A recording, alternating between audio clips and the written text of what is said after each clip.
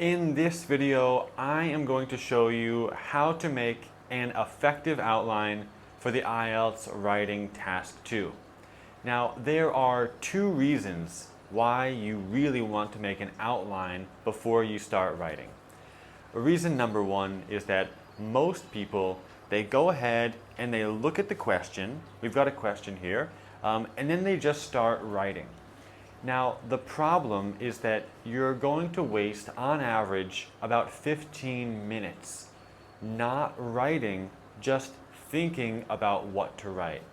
That's probably going to be one reason why you might not get a chance to finish your essay. So, it's recommended you want to outline before you start writing. 5 minutes of outlining before you write is much better than 15 minutes during the writing process. So that's reason number one. Reason number two is that you want to have a high level of cohesion. Cohesion is about 25% of your score. Cohesion means that your introduction, your main bodies, and your conclusion, they're all connecting into each other. The ideas in the introduction are connected to the main bodies and the conclusion. So, if you don't plan what to write in your main bodies, you cannot write an introduction that connects to them. That's just impossible. So, again, that is reason number two why you want to make an outline before you start writing. So, to show you how to make an effective outline, I've got a couple things to show you. We've got one question to look at. We've got my 3-step outlining process. And then we've got an outline that one of my students made. And I'm going to break it down and I'm going to show you why this is the structure that you always want to use when you're making an outline. So, let's take a look at this question. Social media does more harm than good to society. Do you agree or disagree? That's the question. Now let's look at the 3-step outlining process. Step number one is understand the question. You probably already know this, but 25% of your score is called task achievement. That means you must write specifically about the correct topic. If you're a little bit going in the wrong direction, for example, you write about why you love to use social media or why you think social media is bad, that is not going to allow you to get a good score. So, understand the question. That's step number one. What do we mean? Well, the main question here is just, do you agree that social media is harmful to society? That's the main question. These other words, they're extra. Just bring it down to one main idea. That's all we want to do. So now that we understand the question, we've got a very simple question to work with. We can move on to step number two of the outlining process, which is generating ideas and examples. Now I want to show you this outline. These are all the ideas that you need to have before you start writing. So if we look here, we've got two halves. We've got this half over here, 2 reasons to agree, and over here, we've got 2 reasons somebody might disagree. Now, the reason we do it like this is in an agree or disagree question, we want to have one main body on why somebody would agree, and another main body why somebody would disagree, and we only want to give our actual opinion in the introduction and again in the conclusion. And we're going to follow this pattern for all essay types. If it's problem and solution, you would have 2 problems over here and 2 solutions here. First main body, second main body. That's the same pattern for all question types. So now let's take a look at the ideas and the examples. So he's got idea number 1 and an example. Then he's got idea number 2 and an example. So with this here, he does not have to think about what to write when he's writing the main body. Everything is already done for him. He can just write this main body in about 3 minutes, to be honest. The only choices that he needs to make are what grammar does he want to use, what vocabulary does he want to use. Maybe, do I want to be creative with the structure? Do I want to add a cool closing sentence to my main body? Everything else is done for you.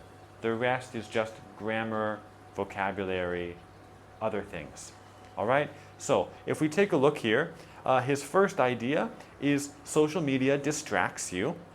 And his first example is people don't have time to read books. Now, this is pretty good, but I had to add one note here. My note is you should add people are less educated. The reason I added this is because of step number 3 of the outlining process. Step number 3 is we have to make sure that all ideas align perfectly back to the question. So this part here, social media distracts you and people don't have time to read books, that's a really good idea. Really good. It makes sense. But it doesn't really point to society, why it's harmful for society. So if we add people are less educated because they don't have time to read books, now we've got the point. Now we're mentioning why social media harms society. Perfect. Now, if we move on to idea number 2, it makes you live a passive lifestyle. His example was people spend all day on their sofa at home. That's, again, he's got a great idea here. It's very logical. I had to add one detail, which is, and more people are becoming depressed. Again, I added this because we need to make sure that they align back to society.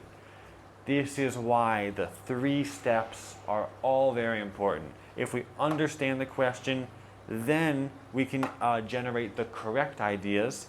Then we can make sure that they align back to the actual question.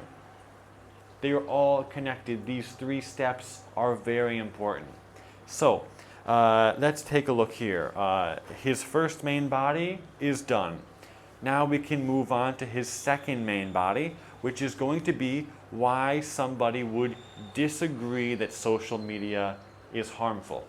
So his first idea, people are connected globally. For example, people can maintain relationships with family members regardless of location.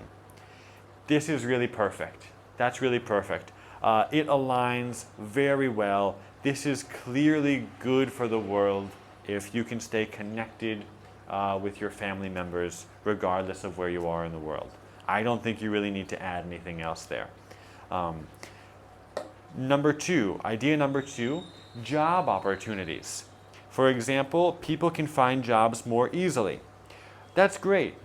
That's great. It's good for society, but we want to add something due to social media like LinkedIn. So again, we just want to make sure that this idea, finding jobs, is connected to social media. For this point here, he got the societal impact very well, but he kind of missed the social media. So this is an effective outline.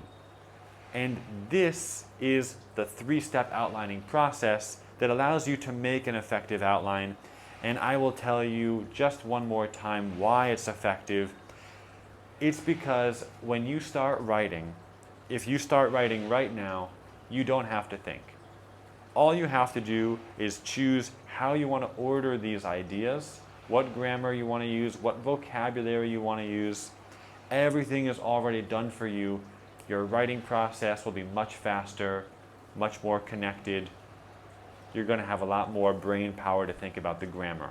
So if you have any questions on this, let me know in the comments of one of these videos or message me directly on WhatsApp or by my email. And if you want some help with the IELTS, there's a lot more resources on this website, or if you're watching on YouTube, you can go to my website, EnglishBarrierBreaker.com. I also give personalized lessons. I will see you in the next video.